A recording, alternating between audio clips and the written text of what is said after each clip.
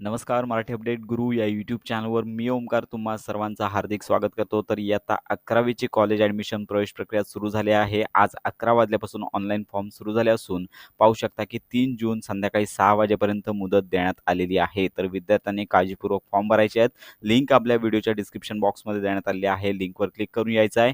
येथे आल्यानंतर student registration या टॅबवर तुम्हाला क्लिक करायचं आहे. तर येथे पाहू शकता की स्टुडंट रजिस्ट्रेशन याच्यामध्ये 10वीचा स्कूल एरिया कुठला होता, महाराष्ट्रामधील विद्यार्थी होते किंवा आउटसाइड महाराष्ट्रात. तर याच्यामध्ये पाहू शकता की ॲप्लिकंट पासिंग स्टँडर्ड म्हणजे तुम्ही 10वीची परीक्षा ज्या शाळेमधून पास झाला ते महाराष्ट्र स्टेटमधील असतील तर पहिला ऑप्शन घ्यायचा आहे, नसतील तर दुसरा ऑप्शन घ्यायचा आहे. त्यानंतर ॲप्लिकेशन स्टेटस बहुतेक विद्यार्थी फ्रेशर असतील तर त्यांनी फ्रेशर्स ऑप्शन घ्यायचा आहे. इतर रिपीटर असाल जर रिपीटर विद्यार्थी असतील त्यांनी इतर ऑप्शन घ्यायचं आहे. त्यानंतर 10th standard equivalent examination board म्हणजे पाहू शकता की 10वीचं बोर्ड कोणतं होतं. यामध्ये एस-एस-सी महाराष्ट्र स्टेट बोर्ड आहे, त्यानंतर सी-बी-एस-ई, त्यानंतर इतर बोर्ड असतील त्यापैकी तुम्ही ऑप्शन घेऊ शकता. प्रकारे सीट नंबर आणि त्यानंतर आईचं नाव जसं सर्टिफिकेटवरती आहे तसं टाईप करून येथे व्हेरीफाय नंबर या टॅबवर तुम्हाला क्लिक करायचं आहे. त्यानंतर सगळी माहिती बरोबर आहे, येस करेक्ट या टॅबवर क्लिक करायचं आहे.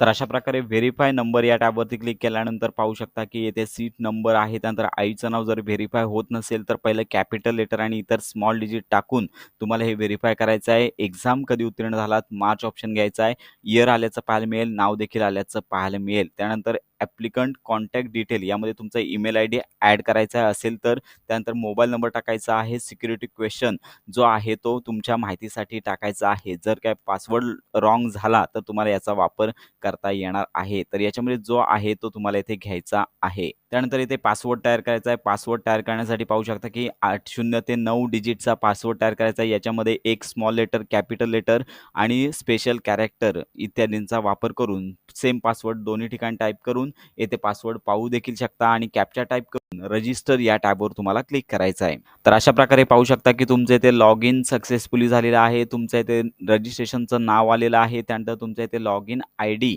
आणि पासवर्ड देखील येथे तुम्हाला पाहायला मिळणार आहे. तर लॉग इन आयडी येथे आलेला आहे. पासवर्ड तुम्ही आता जो तयार केला आहे तोच असणार आहे. हा कॉपी करून घ्यायचा आहे. तुम्हाला तुमच्या मोबाईलवरती, ईमेल आयडीवरती तसा मेसेज आलेला आहे. डाउनलोड या ऑप्शनवरती हा जो फॉर्म आहे तो डाउनलोड करू शकता. याच्यामध्ये तुमचं युजर लॉग इन आणि संपूर्ण माहिती आहे आणि त्यानंतर पुन्हा येथे पाहू शकता की प्रोसीड टू लॉग इन या टॅबवर क्लिक करायचं आहे. पुन्हा लॉग इन आयडी या ठिकाणी पेस्ट करायचा आहे आणि जो पासवर्ड तुम्ही यापूर्वी टाईप केला होता तो टाईप करायचा आहे. कॅप्चा टाईप करून खाली keep undertaking keep me sign या टॅबवर क्लिक करून लॉग इन या टॅबवर तुम्हाला क्लिक करायचं आहे.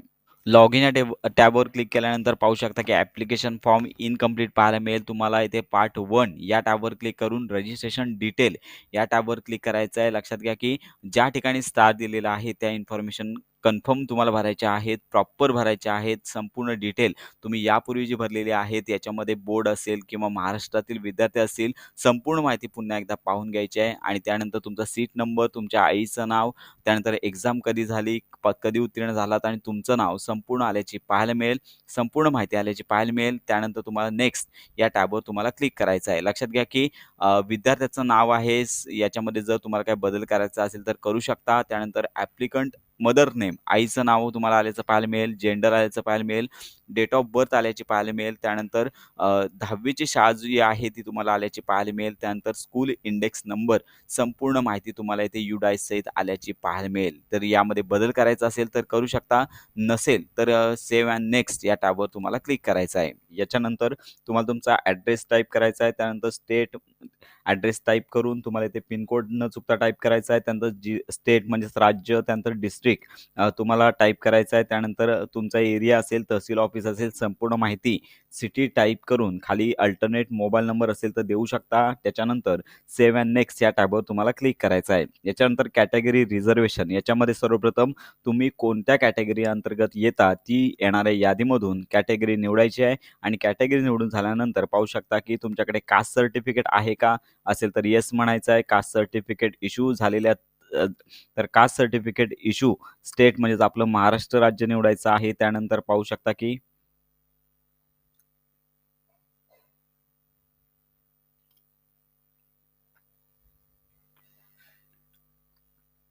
त्याच्यानंतर पाहू शकता की कास्ट सर्टिफिकेट इश्यू डिस्ट्रिक्ट जिल्ह्याचं नाव यादीमधून टाईप करायचं आहे. याच्यानंतर शकता की तुम्हाला कोणत्या कॅटेगरीमधून ॲडमिशन घ्यायचं आहे, ती कॅटेगरी निवडायची आहे.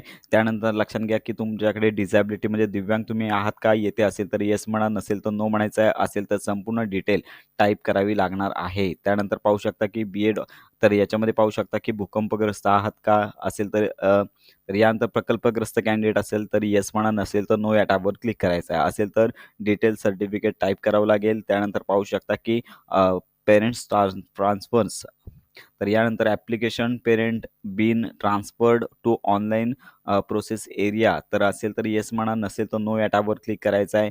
त्यानंतर लक्षात घ्या की ग्रँड पेरेंट्स फ्रीडम फायटर म्हणजेच स्वातंत्र्य सेनानी होते का? ते देखील नो करायचं आहे.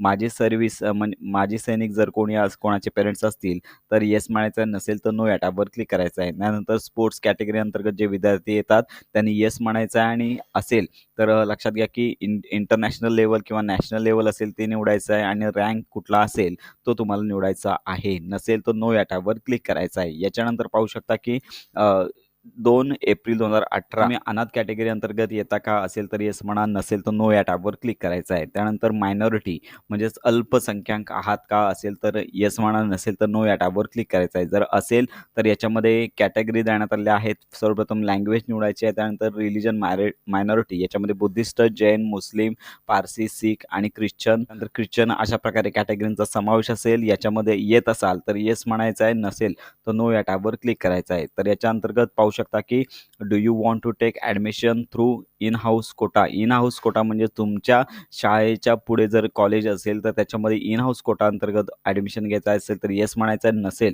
तर नो या टॅबवर तुम्हाला क्लिक करायचं आहे. त्यानंतर सेव्ह अँड नेक्स्ट या टॅबवर क्लिक करायचं आहे. याच्यानंतर क्वालिफिकेशन डिटेल अगोदर चालची पाहायला मिळेल. संपूर्ण माहिती तुम्हाला पाहून घ्यायची आहे. त्यानंतर सेव्ह अँड नेक्स्ट या टॅबवर तुम्हाला क्लिक करायचं आहे. याच्यानंतर क्वालिफिकेशन क्रिएट सक्सेसफुली याच्यानंतर पाहू शकता की 10वीचं मार्कशीट तुम्हाला अपलोड करायचं आहे. त्यानंतर शाळा सोडल्याचा दाखला तुम्हाला अपलोड करायचा आहे. त्यानंतर सेव्ह अँड नेक्स्ट या टॅबवर क्लिक करायचं आहे. त्याच्यानंतर तुम्हाला फी पे करायची आहे. ₹100 फी ऑनलाईन पे करायची आहे. त्यानंतर proceed to pay admission process याच्यामध्ये तुम्हाला संपूर्ण डिटेल आल्याची पाहायला मिळेल. पे या टॅबवर क्लिक करून तुम्हाला फी पे करायची आहे. फॉर्म आहे त्याची प्रिंट काढायची आहे आणि त्यानंतर लॉक ॲप्लिकेशन फॉर्म यावर क्लिक करायचं आहे. प्रिंट फॉर्म डाउनलोड करून घ्यायचा आहे आणि याच्यानंतर खाली तुम्हाला अंडरटेकिंग बॉक्सवरती क्लिक करून तुम्हाला इथे लॉक ॲप्लिकेशन फॉर्म तुम्हाला करायचा आहे. लॉक ॲप्लिकेशन फॉर्म केल्यानंतरच पार्ट 2 आहे तो तुम्हाला ओपन करता येणार आहे. तर अशा प्रकारे तुम्हाला स्टेप 1चा फॉर्म भरता येईल. इथे स्टेटस जो आहे सेल्फ व्हेरिफाय जर तुम्हाला आल्याचं पाहायला मिळेल. त्यानंतरच पार्ट 2 हा ऑप्शन ओपन होणार आहे. तर अशा प्रकारे पार्ट 1चा फॉर्म तुम्हाला भरता येईल. ही महत्त्वाची माहिती इतरांपर्यंत नक्की शेअर करा. पार्ट 2चा फॉर्म लवकरच आपल्या चॅनलवर दिला जाईल. त्यामुळे 11वी प्रवेश प्रक्रियेसंदर्भात खात्रीशीर माहिती करता आपल्या चॅनलच्या कनेक्टमध्ये राहा.